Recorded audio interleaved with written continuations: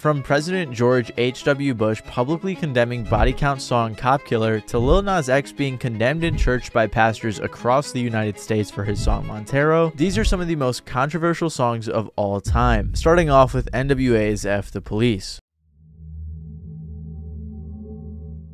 You guys already know that I can't start out this video without mentioning this song, so let's check it out. NWA is a rap group that was formed in 1987, originally comprised of Eazy-E, Ice Cube, Arabian Prince, and Dr. Dre. DJ Yella and MC Ren joined shortly after the group was founded. When they released their debut studio album Straight Outta Compton in 1988, it featured a handful of popular songs, including F the Police. The song features lyrics like, "A young guy on a warpath, and when I'm finished it's gonna be a bloodbath of cops dying in LA," and "Messing with me cause I'm a teenager with a little bit of gold and a pager, searching my car looking for the product, thinking everyone is selling narcotics." It also tells the story of a trial against the LA Police Department, with NWA playing characters such as the judge, court officers, and witnesses. They said that the song was inspired after Eazy-E and Dr. Dre had an altercation with the police where they were shooting paintballs at cars, and then the police came to them with guns drawn and forced them to lie face down on the freeway. This led to Dr. Dre being in and out of prison a lot. Following the release of this song, it got very controversial, especially when the FBI actually sent a letter to NWA's record label saying that the song was misrepresenting the police and that they were upset about it. The letter said that F the Police encourages violence against and disrespect for the law enforcement officer. However, Jerry Heller, the manager for NWA, later said that the letter was actually written by one guy who worked for the FBI named Milt Ulrich. He made it seem like he was representing the entire FBI, when in reality it was just his opinion, although I wouldn't be too surprised if most of them had the same opinion as well. However, this letter just helped further popularize NWA and their hit song. The group hardly commented on the letter, but they made many comments about the song itself, all echoing the same feelings, that young black men were always harassed by the police, so the song was made to take out their frustration. They said they weren't actually advocating for violence against police, instead they were just playing characters and expressing themselves. Because of how controversial the song was, it was not played on any radio station except for one in the world called Triple J in Australia. However, after 6 months of playing it, it was banned by the Australian Broadcasting Corporation, so the staff went on strike. This song has since become a protest song in instances of police brutality, and just recently went up over 300% in streams after the George Floyd protests. It was a lot more controversial for its time, especially since it came out in 1988. Nowadays though, I think it's a little bit easier for a bigger artist to make a song with the same message and get away with it.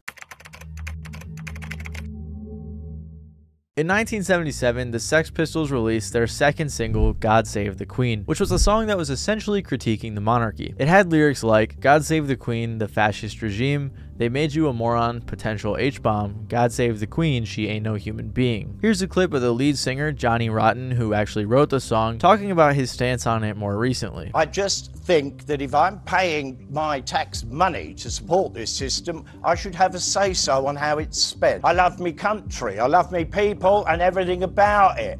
But if there's problems within it, I think I have the right to say so." And when I wrote God Save the Queen, and this is me expressing my fully competent point of view on what do you make, John? What do you make of? You're all more than welcome to disagree. The biggest radio station in Britain, the BBC, banned the song, saying it was gross bad taste. After that, every single other radio station followed suit, banning the song from being played. The song was actually so controversial that other than just being banned from every radio station, the band wasn't allowed to play at many venues, and very few record stores sold the album. Apparently, some people in the press even claimed that they had committed an act of treason, and they called for their public hanging. Despite the song being banned, it reached number 2 on the official UK charts and number 1 on the NME charts. This led to people thinking that the BBC had actually tampered with the official UK charts so that the song wouldn't make number 1, as they had already expressed their disdain for the song. Many people to this day still believe that Sex Pistols were robbed from their number 1 spot. Regardless, after the song was banned, the Sex Pistols got on a boat named the Queen Elizabeth near the palace. That year, Queen Elizabeth was celebrating her Silver Jubilee, which was the 25th anniversary of her taking the throne. Then on the boat outside of the palace, they played a handful of songs, one of which of course was God Save the Queen. Shortly after the live boat show began, the police surrounded the boat and arrested a bunch of people on board. This was a really big stunt and many people in the media were very upset about it. However, a lot of young people and protesters were excited.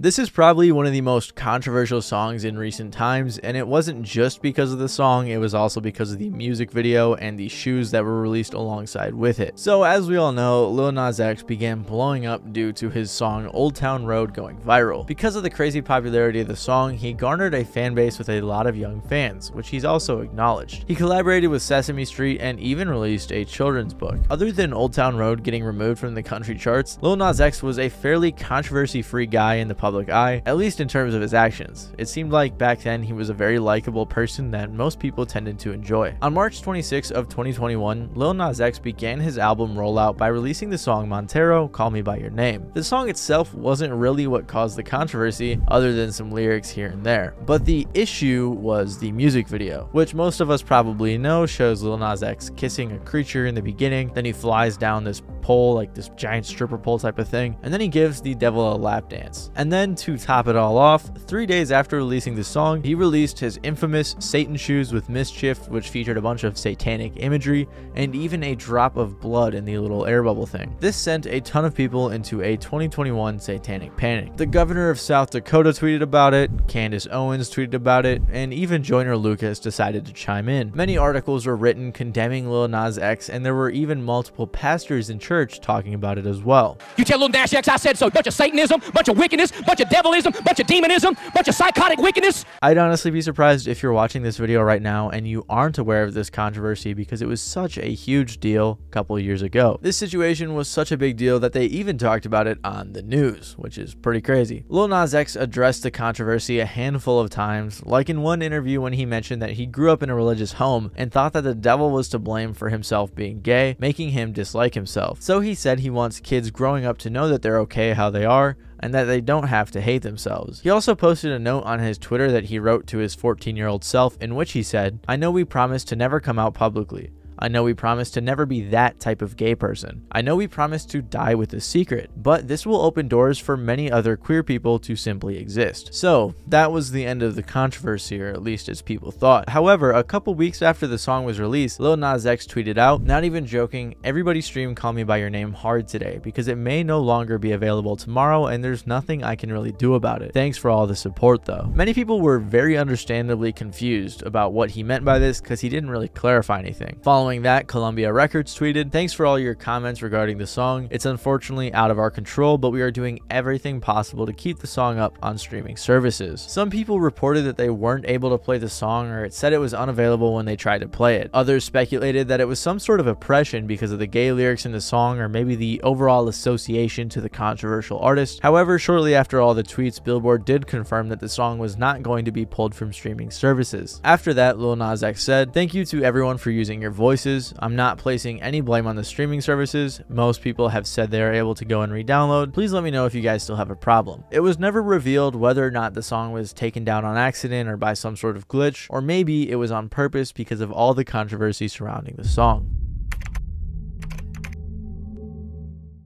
Dear God is a song that was released by a band called XTC in 1986. It tells a story about an atheist who wrote a letter to God challenging his existence. The song kicks off with the lyrics, "Dear God, hope you got the letter, and I pray you can make it better down here. I don't mean a big reduction in the price of beer, but all the people that you made in your image, see them starving on their feet because they don't get enough to eat." The entirety of the song essentially just follows that blueprint, but with different critiques of God. The song was eventually left off the band's album Skylarking, with conflicting reasons given by the band members. Regardless, it was still released as a B-side song to the album, and that's when the backlash began. Actually, it wasn't even really backlash, it was just straight up violence. So obviously a ton of religious people were upset about the song, but one guy in Panama City, Florida went as far as to threaten to blow up a radio station that was playing the song if they didn't stop playing it. A radio station, I think it was in Florida, played it, and a peace-loving Christian phoned in and said, "If you don't take the record off the air right now, I'm going to bomb the station."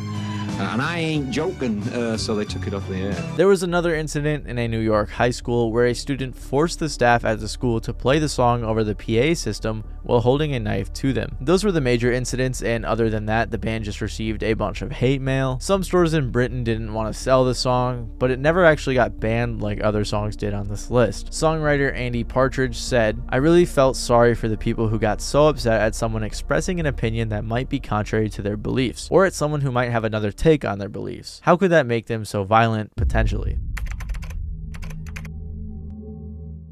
On a very similar note to NWA's F the Police, Cop Killer by Body Count was a very controversial song. The song was made by Body Count, which was a metal band formed by Ice-T in 1990. In 1992, along with their debut self-titled album, Body Count released the song Cop Killer. Ice-T said that during a band rehearsal, he was singing a song by the Talking Heads called Psycho Killer, and the drummer Beatmaster said that they should write a song about getting revenge for police brutality. It was also inspired by cases such as Rodney King. The song is, like the title obviously states, about a guy who is fed up with police brutality, so he becomes a cop killer. It's pretty evident in the lyrics that it's about getting revenge for injustice, with lines like, "Cop killer, I know your family's grieving, cop killer, but tonight we get even." And as I'm sure you can imagine, this song had a huge controversy when it got released. Unlike NWA's F the Police, this song outright described a lot more in detail violence against the police. Although Ice-T did say, "At no point do I go out and say, let's do it. I'm singing in the first person as a character